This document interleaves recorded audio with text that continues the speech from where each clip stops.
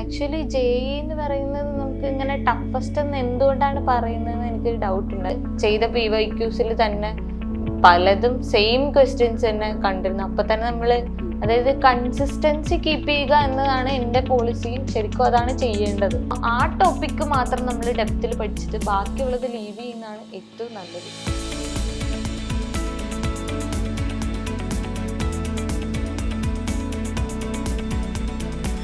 Hello every one, 2026 JEE എക്സാമിൽ സൈലത്തിലെ online ബാച്ചായിട്ടുള്ള ധീര repeater ബാച്ചിൽ പഠിച്ച് 99% വാങ്ങിയ ആര്യ ആണ് ഇന്ന് നമ്മുടെ കൂടെയുള്ളത്.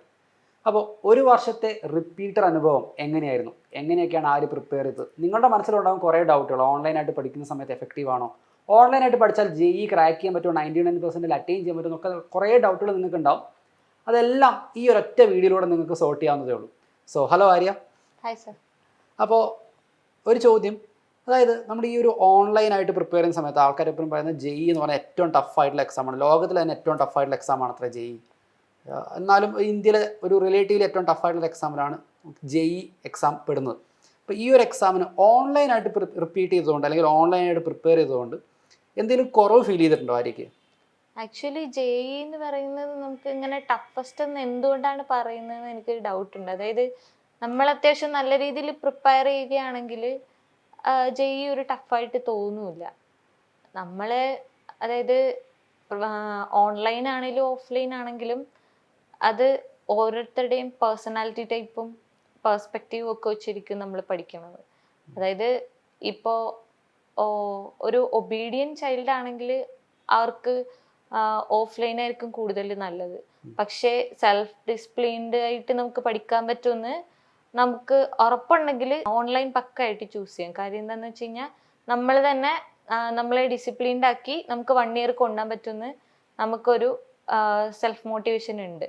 അപ്പോൾ നമുക്ക് എന്തായാലും 1 ഇയർ കംപ്ലീറ്റ് ചെയ്യാൻ പറ്റും എന്ന് ഷുവറാണ്. അപ്പോൾ അതായത് ആര്യ പറഞ്ഞൊരു കാര്യം എന്ന് വെച്ച് കഴിഞ്ഞാൽ നമുക്ക് ഒരു വർഷം സെൽഫ് ഡിസിപ്ലിൻഡ് ആയിട്ട് പോകാൻ പറ്റുകയാണെങ്കിൽ ഓൺലൈൻ അതിഗംഭീരമായ ഒരു ഓപ്ഷനാണ്. അതായത് ഇപ്പോൾ നമുക്ക് ജെഇ ക്രാക്ക് ചെയ്യുകയും ചെയ്യാം, ഡിസിപ്ലിനും പഠിക്കാം. അപ്പോൾ ശരിക്കും ജെഇ എക്സാമിൽ ഏറ്റവും ഇമ്പോർട്ടൻ്റ് ആയിട്ടുള്ള കാര്യം എന്ന് പറഞ്ഞാൽ കോൺസെപ്റ്റ് ഡെപ്താണ്. അപ്പോൾ കോൺസെപ്റ്റ് ഡെപ്തിന് വേണ്ടിയിട്ട് ആര്യ റിലേ ചെയ്ത് എന്തിനാണ്? ലൈവ് ക്ലാസ്സസ് നമ്മൾ അങ്ങനെ ലൈവ്ലി ആയിട്ട് തന്നെ അറ്റൻഡ് ചെയ്ത് ഡൗട്ട്സ് അപ്പം തന്നെ മാക്സിമം പറ്റുമെങ്കിൽ ചാറ്റ് ബോക്സിൽ തന്നെ ചോദിച്ച് ക്ലിയർ ചെയ്യുക. പിന്നെ നമ്മൾ NCERT നന്നായിട്ട് പഠിച്ച് NCERTയിൽ നല്ലൊരു ബേസ് ഉണ്ടാക്കിയെടുക്കണം. അതാണ് ഇതിൽ പക്കയാക്കി. വേറെ കുറേ റെഫറൻസ് ബുക്കുകളേക്കാൾ നമുക്ക് പ്രോപ്പർ ആയിട്ടുള്ള ക്ലാസ്സും അതിനോടൊപ്പം തന്നെ NCERTയുടെ ലെവലിലുള്ള എല്ലാ ഡെപ്തും ഉണ്ടെങ്കിൽ നമുക്ക് ജെഇ ക്രാക്ക് ചെയ്യാവുന്നതേ ഉള്ളൂ. അപ്പോൾ എല്ലാവരും പറയുന്നൊരു കാര്യമാണ്, ഇപ്പോൾ പുതിയതായിട്ട് ജോയിൻ ചെയ്ത കുട്ടികളും പറയും സാർ എനിക്ക് 1-2 സെഷനൊക്കെ ബാക്ക്ലോഗ് ഉണ്ട്. അപ്പോൾ ബാക്ക്ലോഗുകൾ ശരിക്കും പറഞ്ഞാൽ ആര്യനെ സംബന്ധിച്ചും ഏത് കുട്ടിയെ സംബന്ധിച്ചും 1-2 ബാക്ക്ലോഗൊക്കെ ഉണ്ടാവും. ഈ ബാക്ക്ലോഗ് നമ്മൾ എങ്ങനെയാണ് ഡീൽ ചെയ്യുക, അതിനെ നമ്മൾ ഏത് രീതിയിലാണ് നോക്കി കാണേണ്ടത്? ഡെയിലി സ്കെഡ്യൂൾ ക്ലാസ് കഴിഞ്ഞിട്ട് നമ്മൾ എക്സ്ട്രാ ടൈം, അതായത് നമുക്കിപ്പോൾ നമ്മൾ ലെഷർ ടൈം ഇപ്പോൾ ഒരു 1 hour ഫിക്സ് ചെയ്ത് വെച്ചിട്ടുണ്ടെങ്കിൽ നമ്മൾ അതൊരു ½ hour ആയിട്ട് ഒരു കുറച്ച് ദിവസത്തേക്ക് ഒരു ഷോർട്ട് ടേമിലേക്ക് നമ്മളത് കുറയ്ക്കണം. എന്നിട്ട് ആ ടൈം നമ്മൾ ബാക്ക്ലോഗിനായിട്ട് ഇൻവെസ്റ്റ് ചെയ്യണം.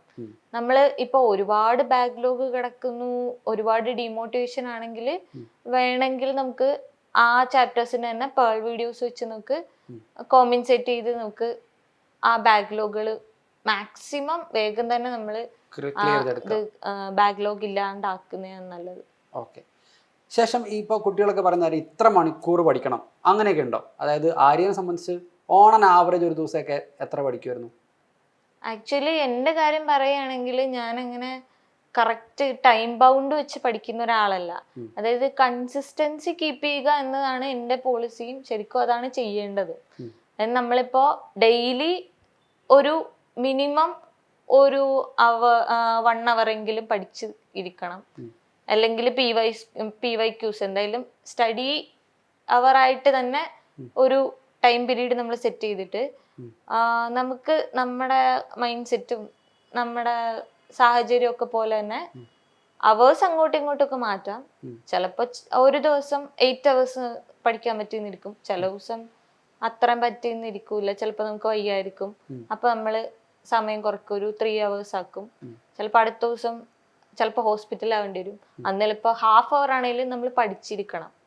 അപ്പൊ കൺസിസ്റ്റൻസിയിലാണ് ഒരു കാര്യം, അതെ. പിന്നെ പഠിക്കുന്ന കാര്യത്തിന്റെ എഫക്റ്റീവ്നെസ്. പിന്നെ നമ്മൾ ഫോക്കസ് ചെയ്ത് തന്നെ പഠിക്കണം. ഇപ്പൊ അരമണിക്കൂർ ടൈമർ ഓൺ ആക്കി വെച്ചിട്ട് 15 മിനിറ്റ് ഇങ്ങനെ ബുക്കും തുറന്ന് വെച്ചിട്ട് കാര്യമില്ല.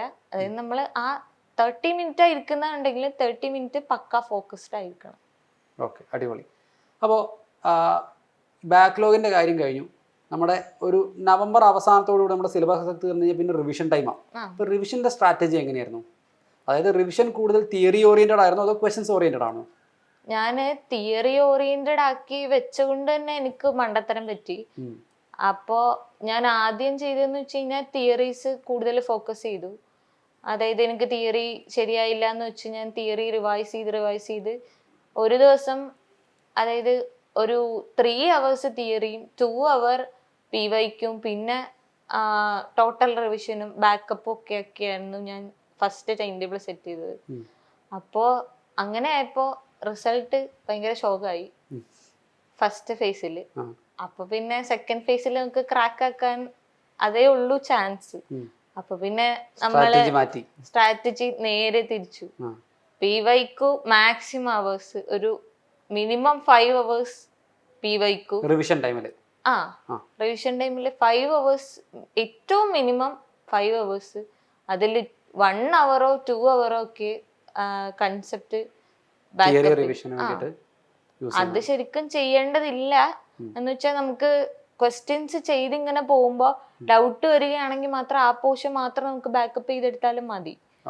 അത് നമ്മൾ എത്ര ബേസ് സെറ്റാക്കി എന്നുള്ളത് വെച്ചിരിക്കും. അതായത് നമ്മൾ ആദ്യമേ നമ്മുടെ ക്ലാസ്സിൽ കൂടെ പ്രോപ്പറായിട്ട് കോൺസെപ്റ്റ് ഡെപ്ത് എല്ലാം കിട്ടിക്കഴിഞ്ഞാൽ പിന്നെ ഈ റിവിഷന്റെ സമയത്ത് കുറേ എഫേർട്ട് ഇടേണ്ട ആവശ്യമില്ല.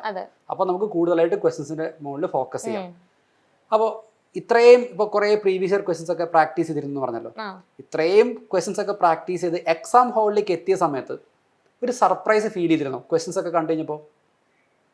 നമുക്ക് JEE മെയിൻസിൽ അങ്ങനെ സർപ്രൈസ് ചെയ്യാൻ വേണ്ടി ഒരു ക്വസ്റ്റ്യൻസും ഇല്ലായിരുന്നു. അതായത് ഓൾറെഡി നമ്മൾ ചെയ്ത PYQസിൽ തന്നെ പലതും സെയിം ക്വസ്റ്റ്യൻസ് തന്നെ കണ്ടിരുന്നു. അപ്പൊ തന്നെ നമ്മൾ ഏകദേശം ഫുള്ളി സെറ്റ് ആവും. നമ്മൾ മോട്ടിവേറ്റഡ് ആയി ബാക്കി തന്നെ നമ്മൾ ചെയ്തോളൂ. ഓക്കെ. നമ്മുടെ GAB എക്സാമുകളൊക്കെ എഴുതിയിട്ടുണ്ടായിരുന്നു ആര്യ? ഞാൻ ആദ്യം കുറെ ഒരു 2-3 GAB ഓഫ്ലൈനായിട്ട് ഡയറക്റ്റ് പോയി എഴുതിയിരുന്നു. അതിലൊക്കെ മാർക്ക് കുറഞ്ഞപ്പോൾ ഭയങ്കര ഡിമോട്ടിവേഷൻ ആയി. പിന്നെ ഞാനത് പയ്യെ ഓൺലൈനിൽ എന്ന് വെച്ച് കഴിഞ്ഞാൽ സെയിം ടൈമൊക്കെ തന്നെ, പക്ഷെ വേറെ ടൈമിൽ ഓൺലൈനിലാക്കുമല്ലോ. അപ്പൊ അങ്ങനെ ഒരു 3 എക്സാം ഓൺലൈനിൽ എഴുതി. ഓൺലൈനിൽ എഴുതിയിട്ട് സ്കോറൊന്നും വലിയ ചേഞ്ച് ഒന്നും വരാത്തതുകൊണ്ട് പിന്നെ ഞാൻ ലാസ്റ്റ് 2 GAB ഓഫ്ലൈൻ തന്നെ എഴുതി. അപ്പൊ പിന്നെ വലിയ തിരക്കേടില്ലാതെ മാർക്കുകൾ വന്നു. മോക്ക് ടെസ്റ്റുകൾ മാക്സിമം അറ്റൻഡ് ചെയ്യുന്നതാണ് നല്ലത്. പിന്നെ അല്ലാണ്ട് നമുക്ക് വീക്ക്ലി ടെസ്റ്റുകളൊക്കെ ഉണ്ടല്ലോ, അതൊക്കെ എല്ലാം അറ്റൻഡ് ചെയ്യുകയാണെങ്കിൽ നമുക്ക് അത്രയും അടിപൊളിയായിട്ട് പ്രിപ്പറേഷൻ സിമ്പിൾ ആയിട്ടും സെറ്റ് ആവും. എക്സാം ഹാളിൽ എത്തിയ സമയത്ത് ഇത്രയും മോക്ക് എക്സാമുകളൊക്കെ എഴുതിയ ശേഷം എക്സാം ഹാളിൽ എത്തിയ ശേഷം ടൈം മാനേജ്മെന്റ് ഒക്കെ ഭയങ്കര പ്രശ്നമായിട്ട് ഫീൽ ചെയ്തിരുന്നു ആര്യക്ക്?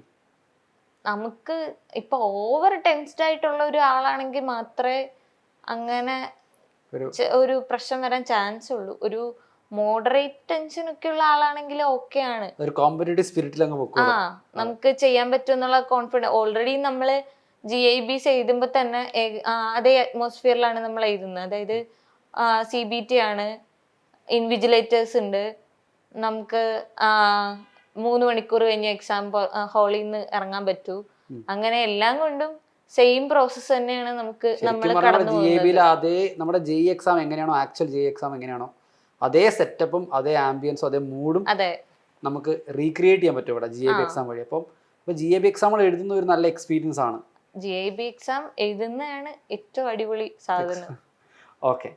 സാധാരണഗതിയിൽ നമ്മൾ ഈ ഒരു റിവിഷൻ ടൈം, അതായത് നമ്മുടെ ആദ്യത്തെ ഫേസ് എക്സാമിലേക്കൊക്കെ അടുത്ത് വരുന്ന സമയത്ത് കുട്ടികൾ പറയുന്നത് എനിക്ക് ഇനിയും ബാക്ക്ലോഗ് ഉണ്ട്, ഈ ബാക്ക്ലോഗ് ഒക്കെ കവർ ചെയ്യണം, എന്നാലേ എനിക്ക് എക്സാം ഹാളിൽ എഴുതാൻ അല്ലെങ്കിൽ എക്സാം ഹാളിൽ പ്രോപ്പറായിട്ട് അപ്പിയർ ചെയ്യാൻ പറ്റുള്ളൂ. അപ്പോൾ 2 കാര്യങ്ങളാണ് കുട്ടികൾ അവിടെ ആലോചിക്കുന്നത്. ഒന്ന്, ഇത് മുഴുവൻ പഠിച്ചാലേ എനിക്ക് എക്സാം ഹാളിൽ പെർഫോം ചെയ്യാൻ പറ്റുള്ളൂ, എനിക്കിപ്പോഴും ബാക്ക്ലോഗ് ഉണ്ട്, അതുകൊണ്ട് റിവിഷനേക്കാൾ കൂടുതൽ ഞാൻ ഫോക്കസ് ചെയ്യേണ്ടത് ബാക്ക്ലോഗിനാണ് എന്ന ഒരു പേഴ്സ്പെക്റ്റീവ് കുട്ടികളിൽ ഉണ്ടാവാറുണ്ട്.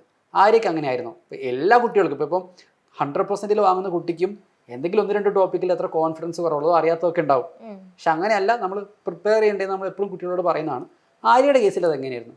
ഇപ്പം നമ്മൾ പ്രിപ്പറേഷൻ സ്റ്റാർട്ട് ചെയ്തു. ഏകദേശം ഒരു ഡിസംബർ ഒക്കെ ആയി. നമുക്കിപ്പോൾ ബാക്ക്ലോഗുകൾ ഒരു 5 ചാപ്റ്റേഴ്സ് ഒക്കെ ഉണ്ട്. ഒന്നും അറിയാത്തതാണ് ആ ചാപ്റ്റേഴ്സ് എന്നുണ്ടെങ്കിൽ നമുക്ക് അതിൽ നമ്മൾ PYQs സോർട്ട് ചെയ്തിട്ട് ഇതിൽ എപ്പോഴും ക്വസ്റ്റ്യൻസ് ചോദിക്കുന്ന കുറച്ച് ഏരിയാസ് കാണും. അതും ഒരു പ്രീവിയസ് ഒരു 10 ഇയർ PYQ സോർട്ട് ചെയ്ത് കഴിയുമ്പോൾ നമുക്ക് മനസ്സിലാവും ഇപ്പോൾ ഇതിൽ ഒരു ടോപ്പിക്കിൽ നിന്നാണ് വരുന്നത്. അപ്പോൾ ആ ടോപ്പിക്ക് മാത്രം നമ്മൾ ഡെപ്തിൽ പഠിച്ചിട്ട് ബാക്കിയുള്ളത് ലീവ് ചെയ്യുന്നതാണ് ഏറ്റവും നല്ലത്. ഇല്ലെങ്കിൽ നമ്മൾ കൺസെപ്റ്റിന്റെ പുറകെ വീണ്ടും ഓടും. നമ്മുടെ ഉള്ള സ്ട്രെങ്ത് ഉള്ള സൈഡിലൂടെ നമുക്ക് ലോസ് ആവും. ഇതാണ് ആര്യയുടെ കേസിൽ ഒരു ഫുൾ പ്രിപ്പറേഷൻ ജേർണി എന്ന് പറയുന്നത്. ഓവറോൾ കോൺസെപ്റ്റ് ലേണിംഗ് എങ്ങനെയാണ്, ക്വസ്റ്റ്യൻ സോൾവിങ് എങ്ങനെയാണ്, എക്സാമിൻ്റെ മോക്ക് എക്സാമിൽ എടുത്ത രീതി, റിവിഷൻ പാറ്റേൺ. അപ്പോൾ ഇതാണ് നിങ്ങളെ സംബന്ധിച്ച് ഇനിയൊരു വർഷത്തേക്ക് നിങ്ങളെ കാത്തിരിക്കുന്നൊരു പ്രോസസ്സ്. ഇതാണ് ആര്യയുടെ സൈഡിൽ നിന്നും ചില സമയത്തുള്ള കൺസിസ്റ്റൻസി പ്രശ്നങ്ങളും ബാക്ക്ലോഗുകളും എന്ന് പറയുന്നതൊക്കെ നോർമലായിട്ടുള്ള കാര്യമാണ്. ഇനിയൊരു വർഷം നിങ്ങൾ അതിഗംഭീരമായി പ്രിപ്പയർ ചെയ്താൽ നിങ്ങൾക്ക് എന്തായാലും ക്രാക്ക് ചെയ്യാൻ പറ്റുന്നൊരു എക്സാമാണ് JEE മെയിൻ ഫേസ് 1. നമ്മളിപ്പോൾ തന്നെ അടിപൊളിയായിട്ട് നമ്മുടെ ഫേസ് 1 വേണ്ടിയിട്ടുള്ള പ്രിപ്പറേഷൻ കണ്ടിന്യൂ ചെയ്യുക. ഇനി ആകെ ഫോക്കസ് ചെയ്യേണ്ട കാര്യം ജനുവരി അവസാനത്തെ വീക്കിൽ വരുന്ന ആ ഫേസ് 1 എക്സാം മാത്രമാണ്. കോൺസെപ്റ്റുകൾ പരമാവധി ക്ലാസ്സിൽ നിന്ന് തന്നെ സെറ്റാക്കുക, ക്വിക്കലി റിവൈസ് ചെയ്യുക, കൂടുതൽ ചോദ്യങ്ങൾ ചെയ്യുക, പരമാവധി പ്രീവിയസ് ഇയർ ക്വസ്റ്റ്യൻസ് തന്നെ ട്രൈ ഔട്ട് ചെയ്യാൻ വേണ്ടി ട്രൈ ചെയ്യുക. അതുപോലെ തന്നെ പരമാവധി മോക്ക് എക്സാമുകൾ എഴുതുക, ഒരു എക്സാം പോലും മിസ് ഔട്ട് ആക്കാണ്ടിരിക്കുക, റിവിഷൻ സെറ്റാക്കുക, എക്സാം ഹാളിൽ പോവുക, തകർക്കുക അല്ലേ. സോ നമുക്ക് ഇനിയും കൂടുതൽ ഐഡിയാസ് ഒക്കെ ആയിട്ട് ആര്യയുടെ നമുക്ക് ഇനിയും കാണാം. So until then bye.